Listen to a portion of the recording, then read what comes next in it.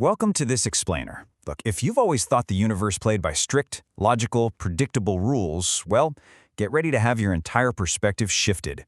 Today, we are demystifying the absolute mind-bender that is quantum entanglement. Okay, let's just jump right in with Albert Einstein. He famously and kind of stubbornly derided this whole phenomenon as spooky action at a distance. It's a phrase so wonderfully ominous that, fun fact, in our Russian sources it translates to the equally chilling «жуткое дальнодействие».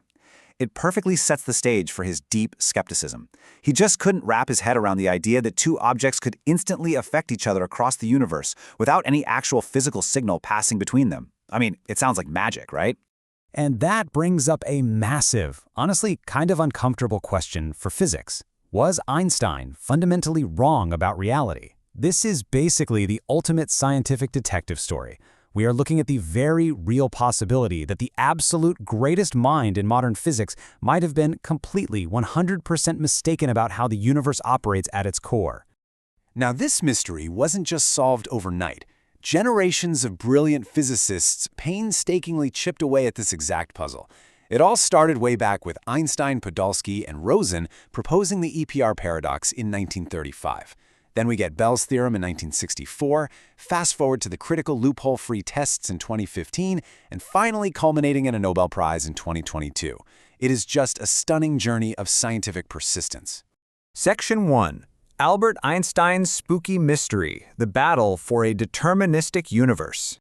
So Einstein deeply believed in a predictable universe. You know the quote, "God does not play dice." Think about the classical view of reality, like a pair of gloves. If you put a left glove and a right glove in separate boxes and mail them to opposite sides of the planet, the second you open one box and see a left glove, you instantly know the other is a right glove, right? Their states were predetermined the very moment they were packed. But quantum reality is completely different. The truly bizarre truth is that entangled particles are more like blank coins spinning in the air. Neither particle actually has a definitive state until the exact moment you measure it. The reality literally doesn't even exist until you look. This whole debate boils down to local realism, which is the foundational concept that Einstein fiercely championed.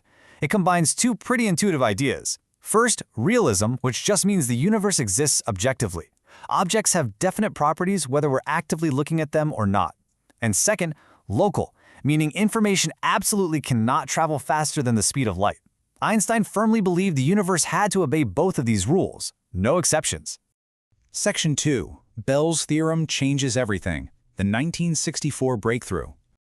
The narrative shifts dramatically here thanks to an Irish physicist named John Stuart Bell. Bell took this massive debate and completely transformed it, from pure abstract philosophical speculation into a concrete mathematical equation. The Bell inequalities provided a strict mathematical framework that could, finally, be tested in a laboratory. For the very first time, scientists actually had a blueprint to definitively measure whether Einstein's logical hidden variables were pulling the strings or if the universe really was as weird as quantum theory claimed. Section 3. Proving quantum entanglement, the experimental detectives. So, experimental physicists like John Clauser got to work running these incredibly delicate tests. But, science demands absolute certainty. And these early tests, they had tiny little flaws or loopholes. Skeptics were quick to point out, hey, what if the testing equipment is somehow secretly communicating with itself at the speed of light and rigging the results?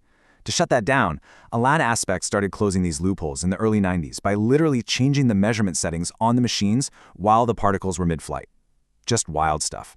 Decades of grinding away at this technology finally led to the dramatic 2015 loophole-free tests, like the ones in Delft and by the NIST. Picture this. They fired entangled photons all the way across the university campus, separating them by a massive 1.3 kilometers. Then, they measured them simultaneously. That distance was so vast and the timing was so ridiculously precise that there was absolutely zero time for even a light-speed signal to travel between the detectors. The results? They definitively proved that quantum mechanics was correct all along. These undeniable, loophole-free experiments finally ended an 80-year-old debate. And the monumental effort required to prove this is exactly what ultimately won Alan Aspect, John Clauser, and Anton Zeilinger the Nobel Prize in Physics in 2022. Section 4. What it actually is. A single shared state. Okay, so if there is absolutely no secret signal traveling between the particles, what is actually happening here? Well, we now understand that measuring one part of an entangled system instantly forces the entire system into a definite state. It literally does not matter if they are inches apart on a lab bench or on completely opposite sides of the Milky Way. This reality completely shatters our everyday classical understanding of distance, space, and physical separation. They aren't two separate things talking to each other. They are, mathematically and fundamentally, a single entity. Section 5. Debunking popular quantum myths. What entanglement is not. Because this topic is just so mind-bending, it gets hijacked a lot by pop science. So let's clear the air. Despite the sci-fi tropes you've definitely seen in movies, you absolutely cannot use entanglement to send faster-than-light text messages. It is not a cosmic telegraph. Why? Because the outcome of the measurement is always completely random. You can't control it to transmit any useful information. Oh, and it's also not a scientific mechanism for human telepathy, and no, it's not proof of some mystical, spiritual connection between us either. Actually, to specifically address that telepathy myth, because it pops up entirely too often, our brains are simply not quantum computers. Human biology is way too warm, way too wet, and far too noisy to maintain the incredibly fragile states required for quantum entanglement. Think about it. In a lab, physicists have to chill atoms down to near absolute zero just to make this work for a fraction of a second. Inside your head? Yeah, sorry, the entanglement would collapse instantly. But hey, even without the telepathy, the actual science is breathtaking. The final, inescapable takeaway from all this research is that, at a fundamental level, the universe simply does not behave according to Einstein's logical, locally real rules. Local realism is dead.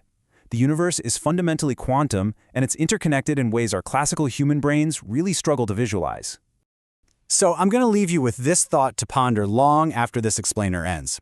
If reality itself is this incredibly bizarre, and the greatest physicists of the 20th century couldn't quite wrap their heads around its true nature for decades, what other staggering, seemingly impossible mysteries are just waiting out there to be uncovered? Thank you so much for joining me to explore this incredible topic. Keep questioning everything.